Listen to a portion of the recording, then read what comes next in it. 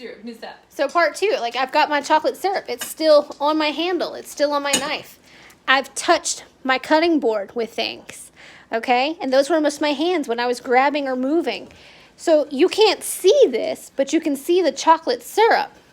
So those are germs. This is a representation.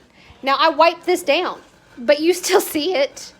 So even if I wiped it down, it might not all be gone, which is why we have lots of different sanitation guidelines and different cleaners and other things like that to use, because we want to make sure we're getting all of that gone and not making somebody sick.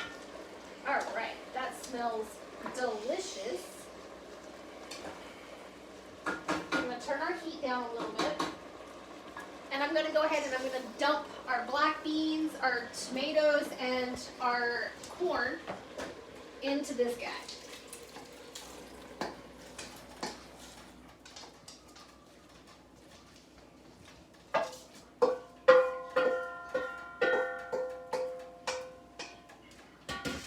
And then I'm just going to start folding and mixing all of this in.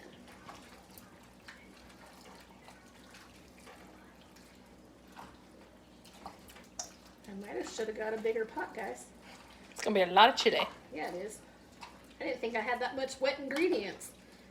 Guess not. Alright, so you can start to see those sweet potatoes and everything else coming through, our celery. And I'm just giving this a nice mix.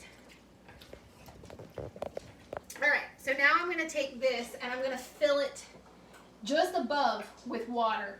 You can use vegetable stock, you can use chicken stock, you can use any of those. Ah, my sink is sticky. Ah, I've got chocolate syrup on everything. The representation of salmonella is everywhere. And that's something else, why chocolate syrup is so good to use to show you guys this stuff, is because even if you wipe it off, it's still sticky. So it's still there. All right. Fold that in, give it a nice couple stirs.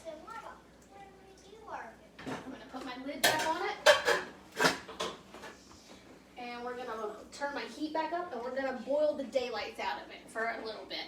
You can let this slow simmer for about 30-45 minutes to an hour to 2 hours. Just keep an eye on your liquid. Or you can cook it really fast, like what I'm doing right now. And it can be done in like start to finish 30 minutes. The longer it cooks, the better it's going to taste. Taste it often. Once this cooks out a little bit and gets a little more done, I'm going to taste it. And at that point, then I'm going to find out, does it need garlic? Does it need salt? Does it need pepper? What does it need?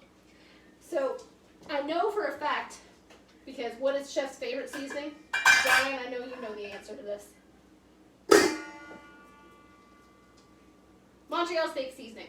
I'm going to go ahead and I'm going to add a little bit of this in here. By little, I mean about a tablespoon. And I'm just going to let this come back. You know what? Also, I'm going to add a little more cumin to mine because I like more of a smoky flavor. If you guys want any of these things, I can give you little packets of it. And we'll make it happen. That looks good. I'm trying not to add a whole bunch of stuff to it because I didn't give you guys a whole bunch of stuff. I gotta get a wet rag and actually sanitize and clean some stuff because it's super sticky and gross. So give me just a minute. Elizabeth, I don't know if you want to show them anything or what, but I gotta get rid of some stickiness. Do I still need anything on this video? I think that pretty much covers the whole recipe, right?